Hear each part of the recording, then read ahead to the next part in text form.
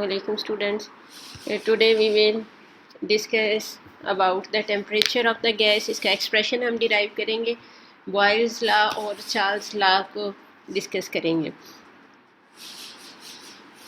Temperature हमने expression derive किया था प्रेशर ऑफ गैस का कल के लेक्चर में, जिसमें हमने ये प्रूव किया था pressure of gas is directly proportional to average translational kinetic energy.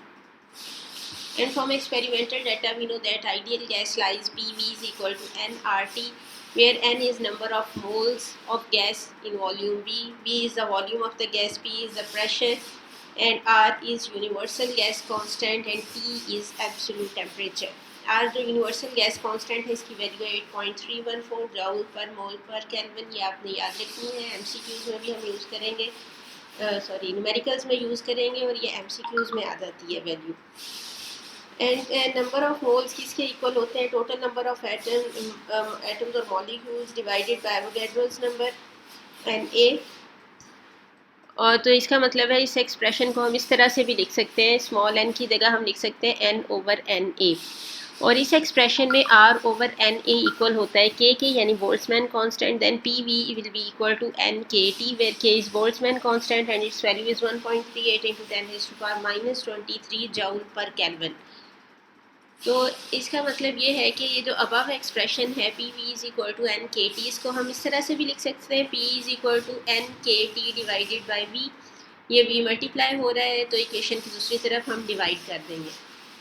और जो हमने प्रीवियस लेक्चर में एक्सप्रेशन डिराइव किया था प्रेशर ऑफ गैस का, that was P is equal to 2n/3v to average translational kinetic energy. अगर हम देखें इक्वेशन 2 और 3 में लेफ्ट हैंड साइड इक्वल है, तो हम राइट हैंड साइड को इक्वेट कर सकते हैं। By comparing equation 2 and 3, we get right hand sides को हम इक्वेट करेंगे, n k t over v will be equal to 2n/3v। यहाँ से देखें v दोनों तरफ से कैंसिल आउट हो जाएगा, n भी दोनों तरफ से कैंसिल आउट हो जाएगा, तो क्या बचेगा हमारे पास? n k t will be equal to 2n/3 into half mv square। n cancel out होने के बाद टेम्परेचर का एक्सप्रेशन हमने फाइंड करना है, टेम्परेचर को एक तरफ रखेंगे तो ये इक्वल हो जाएगा 2/3k into half m v square. यहाँ पे 2 कांस्टेंट है, 3 कांस्टेंट है, के भी बोल्ट्जमैन कांस्टेंट है, तो इस पूरे फैक्टर को हम कह सकते हैं constant into half m v square. इसका मतलब क्या है? Temperature is also directly proportional to average translational kinetic energy. The temperature of gas is directly proportional to average translational kinetic energy. That's why we say that average translational kinetic energy of molecules of gas is known as temperature. हमने temperature की definition यही लिखी थी कि average translational kinetic energy जो होती है atoms या मॉलिक्यूल्स की, तो वो कहलाती है टेम्परेचर, क्योंकि ये डायरेक्टली प्रोपोर्शनल है काइनेटिक एनर्जी की। टेम्परेचर डायरेक्टली प्रोपोर्शनल होता है काइनेटिक एनर्जी के। ये एक्सप्रेशन है टेम्परेचर का, T is equal to 2/3k half m v square. Next अब हम डिस्कस करेंगे बॉयल्स लॉ। ये हमने पहले भी प्रीवियस चैप्टर्स में भी यूज़ किया है, स्पीड ऑफ साउंड फाइंड करते हुए भी।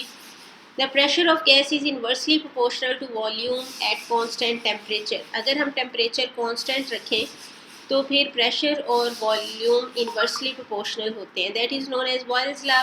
From kinetic theory of gases we know that expression pressure का जो था P is equal to 2n/3v half m v square है।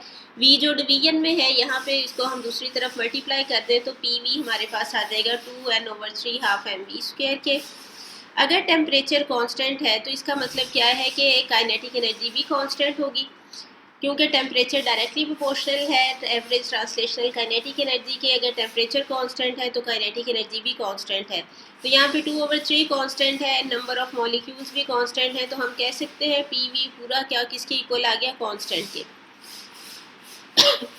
अगर हम वॉल्यूम को दूसरी तरफ डिवाइड कर दें तो P इक्वल आएगा कांस्टेंट ओवर V के, यानी प्रेशर इन्वर्सली प्रोपोर्शनल होगा वॉल्यूम के when temperature is constant, and it is known as Boyle's law. Charles law क्या है? The volume is directly proportional to absolute temperature provided pressure is kept constant. पहले हम Boyle's law में हमने कहा था अगर टेम्परेचर कांस्टेंट हो। यहाँ पे कंडीशन क्या है कि अगर प्रेशर कांस्टेंट हो तो क्या है हमारे पास? वॉल्यूम डायरेक्टली प्रोपोर्शनल है टेम्परेचर के। We know that P V is equal to 2n/3 into half m v square, तो वी इक्वल आ जाएगा 2n/3 P half m v square. तो वॉल्यूम डायरेक्टली प्रोपोर्शनल है हाफ एम वी स्क्वेयर के, and temperature is also directly proportional to half m v square. अगर volume का भी direct relation है काइनेटिक एनर्जी से टेम्परेचर का भी, तो हम कह सकते हैं volume is directly proportional to temperature, that is known as Charles law. ये बॉयल्स लॉ, चार्ल्स लॉ की और टेम्परेचर का जो एक्सप्रेशन है ये शॉर्ट में आते हैं, आपने इसको शॉर्ट क्वेश्चंस के लिए प्रिपेयर करना है, तो ये इंपॉर्टेंट है और शॉर्ट में ही आता है।